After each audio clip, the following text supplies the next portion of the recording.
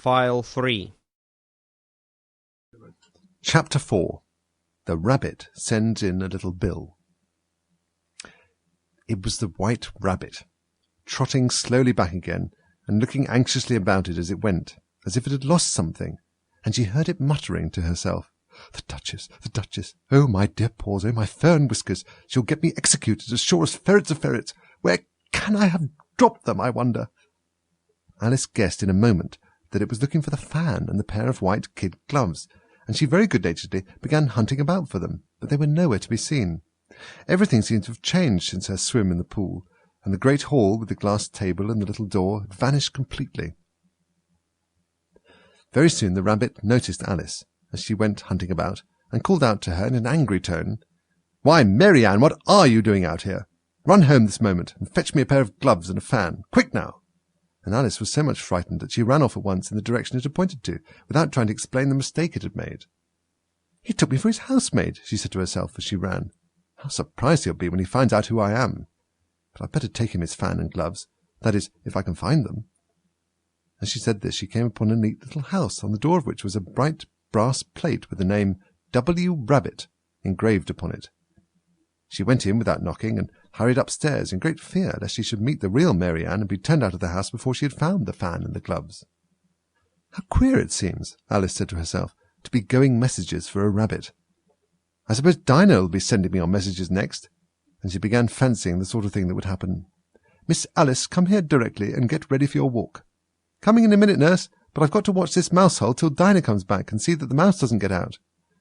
"Only I don't think," Alice went on, "that they'd let Dinah stop in the house if it began ordering people about like that." By this time she had found her way into a tidy little room with a table in the window, and on it, as she had hoped, a fan and 2 or 3 pairs of tiny white kid gloves. She took up the fan and a pair of the gloves, and was just going to leave the room, when her eye fell upon a little bottle that stood near the looking-glass. There was no label this time with the words "Drink me," but nevertheless she uncorked it and put it to her lips. "I know something interesting is sure to happen," she said to herself, "whenever I eat or drink anything, so I'll just see what this bottle does. I do hope it'll make me grow large again, for really I'm quite tired of being such a tiny little thing." It did so indeed, and much sooner than she had expected. Before she had drunk half the bottle, she found her head pressing against the ceiling, and had to stoop to save her neck from being broken. She hastily put down the bottle, saying to herself, "That's quite enough. I hope I shan't grow any more. As it is, I can't get out the door. I do wish I hadn't drunk quite so much." Alas, it was too late to wish that. She went on growing, and very soon had to kneel down on the floor. In another minute there was not even room for this, and she tried the effect of lying down with one elbow against the door, and the other arm curled round her head.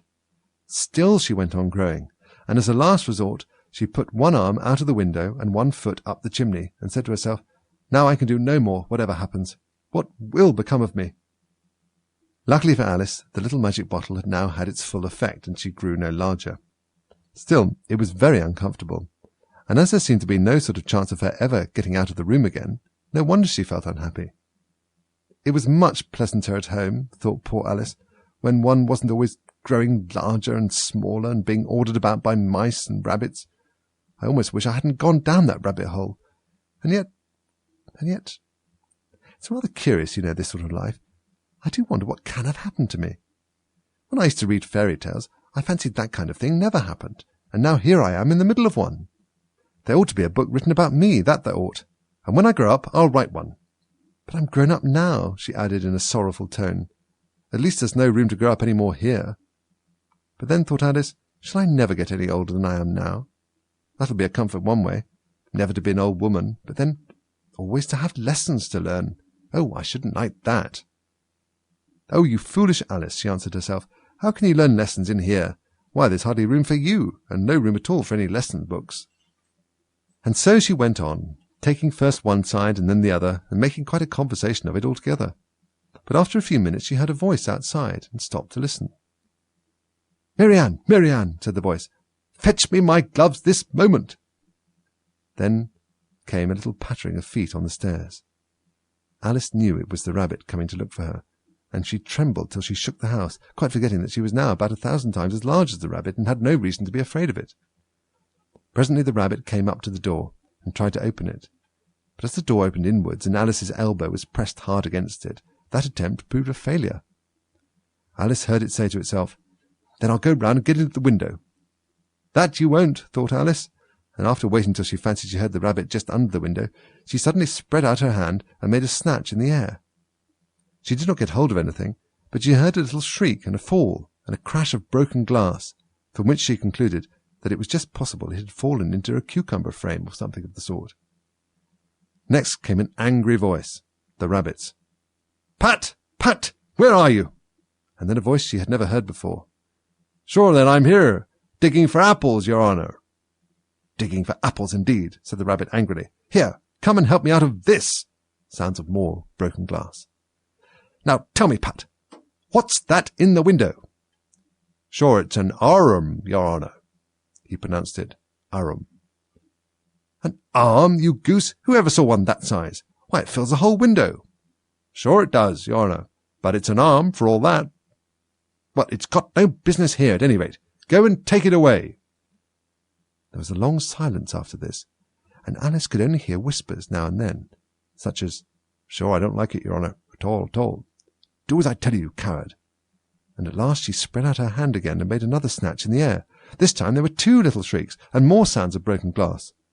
"What a number of cucumber frames there must be," thought Alice. "I wonder what they'll do next. As for putting me out of the window, I only wish they could. I'm sure I don't want to stay in here any longer."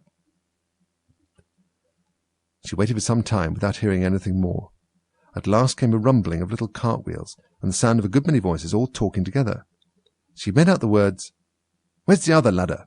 "Why, I hadn't to bring but one. Bill's got the other." "Bill? Fetch it here, lad. Here, put 'em up at this corner. No, tie 'em together first. They don't reach half high enough yet. Oh, they'll do well enough. Don't be particular. Here, Bill, catch hold of this rope. Will the roof bear? Mind that loose slate. Oh, it's coming down. It's below." A loud crash. "Now, who did that?" "It was Bill, I fancy." "Who's to go down the chimney?" "Me, I shan't. You do it." "That I won't, then." "Bill's got to go down." "Here, Bill, the master says you've got to go down the chimney." "Oh, so Bill's got to come down the chimney, has he?" said Alice to herself. "Why, they seem to put everything upon Bill. I wouldn't be in Bill's place for a good deal.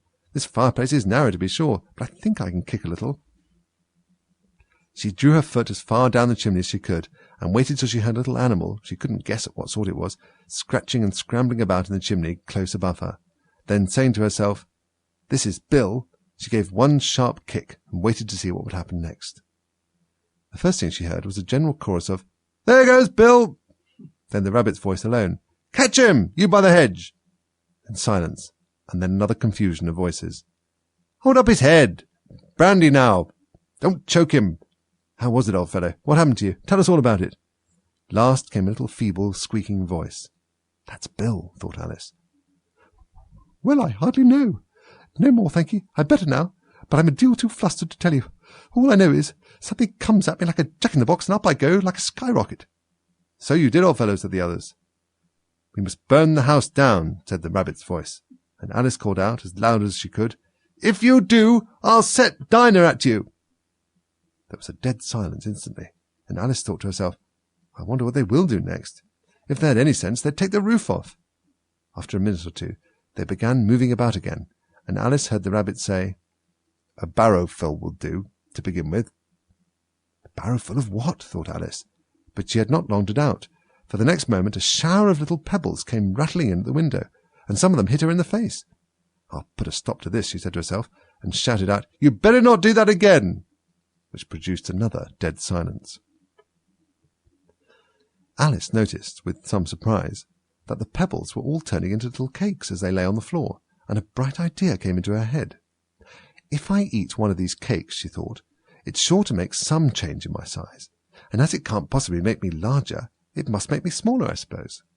So she swallowed one of the cakes, and was delighted to find that she began shrinking directly. As soon as she was small enough to get through the door, she ran out of the house and found quite a crowd of little animals and birds waiting outside.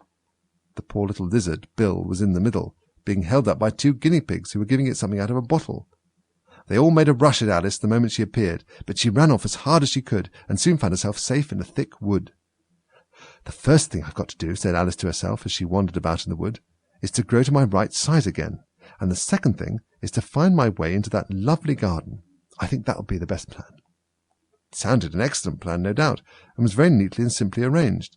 The only difficulty was that she had not the smallest idea how to set about it. And while she was peering about anxiously among the trees, a little sharp bark just over her head made her look up in a great hurry. An enormous puppy was looking down at her with large round eyes, and feebly stretching out one paw, trying to touch her. "Poor little thing," said Alice in a coaxing tone, and she tried hard to whistle to it. But she was terribly frightened all the time at the thought that it might be hungry, in which case it would be very likely to eat her up in spite of all her coaxing.